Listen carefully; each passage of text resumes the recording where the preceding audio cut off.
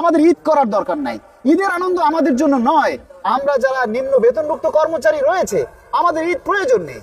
ঈদ তাদের জন্য যারা ভোগ বিলাসিতায় ব্যস্ত থাকে, যাদের অবৈধ আয় আছে, তাদের জন্য ঈদ। নিম্ন বেতনভুক্ত কর্মচারীদের জন্য ঈদ নয়। আমরা ঈদ আনন্দ উপভোগ করতে চাই না। আমরা ঈদ পরবর্তী সময় মাননীয় প্রধানমন্ত্রী আপনার সাথে একটু সাক্ষাৎ চাই।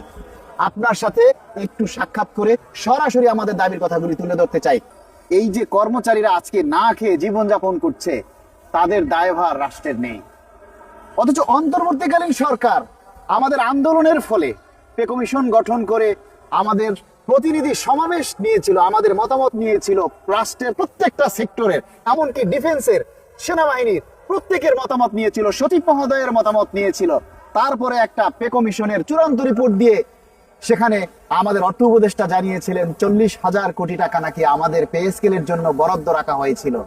অথচ আমাদের তকদিরে এই ঈদের আগে আমরা পে স্কেলের, অথচ আমাদের সেই বাজেট দিয়ে ভর্তুকি দেওয়া হচ্ছে, কৃষকের ঋণ মওকুফ করা হচ্ছে, ফ্যামিলি কার্ড দেওয়া হচ্ছে। ফাইন, আমরাও চাই দেশের মানুষ সেবা পাক, কিন্তু আমাদেরকে বঞ্চিত করে কেন?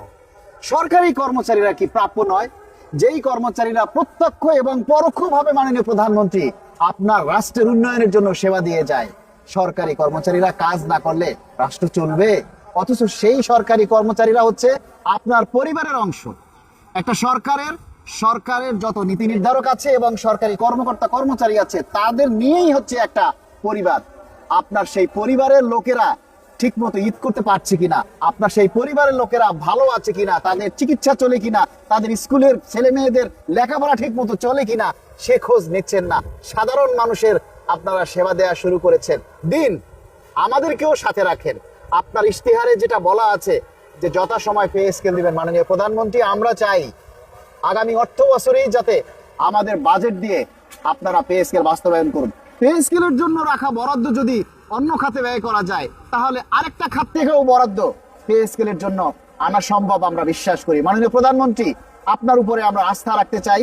এদেশের যে সাধারণ 22 লক্ষ কর্মচারী রয়েছে, 22 লক্ষ পরিবার রয়েছে, আমরা আপনার সাথে আছি। আমরা আপনার হাত ধরেই এই রাষ্ট্রটাকে শক্তিশালী করতে চাই। এই রাষ্ট্রটাকে উন্নয়নশীল করার জন্য আমরা আপনার সাথে কাঁধ মিলিয়ে কাজ করতে চাই। কিন্তু আমাদের অভাবটা দূর করে দিন। আমাদের অভাব দূর না হলে প্রতিটা কর্মচারী বিপথে যাবে। দুর্নীতি করার জন্য তাদের চেষ্টা থাকবে, অবৈধভাবে ইনকাম করার জন্য চেষ্টা থাকবে, কিন্তু কোনো কর্মচারী এই কাজটা করতে চায় না। মাননীয় প্রধানমন্ত্রী, শুধু পেটের দায়ে আমাদের অনেক কর্মচারীরা হকারি করে, পেটের দায়ে অনেক কর্মচারীরা ফুটপাতে অটো চালায়, রাতের আধারে তারা পান বিক্রি করে। এমন কাজ যদি সরকারি চাকরি করে করতে হয়, তাহলে সরকারের মানটা কোথায় থাকে? বিশ্ববাজারে বাংলাদেশের সরকারি কর্মকর্তা কর্মচারীদের অবস্থানটা কোথায় থাকে? তাই আমরা চাই মাননীয় প্রধানমন্ত্রী আপনার একটু সাক্ষাৎ। আমরা চাই আপনার সাথে সরাসরি একটু কথা বলে আমাদের প্রাণের আকুতিগুলি তুলে ধরতে চাই। আমাদের ঈদ করার দরকার নাই। ঈদের আনন্দ আমাদের জন্য নয়। আমরা যারা নিম্ন বেতনভুক্ত কর্মচারী রয়েছে, আমাদের ঈদ প্রয়োজন নেই। ঈদ তাদের জন্য যারা ভোগ বিলাসিতায় ব্যস্ত থাকে, যাদের অবৈধ আয় আছে, তাদের জন্য ঈদ। নিম্ন বেতনভুক্ত কর্মচারীদের জন্য ঈদ নয়। আমরা ঈদ আনন্দ উপভোগ করতে চাই না। আমরা ঈদ পরবর্তী সময় মাননীয় প্রধানমন্ত্রী আপনার সাথে একটু সাক্ষাৎ চাই। আপনার সাথে একটু সাক্ষাৎ করে সরাসরি আমাদের দাবির কথাগুলি তুলে ধরতে চাই। আপনার সেই সুযোগটা চাই। ধন্যবাদ সবাইকে। সালাম আলাইকুম।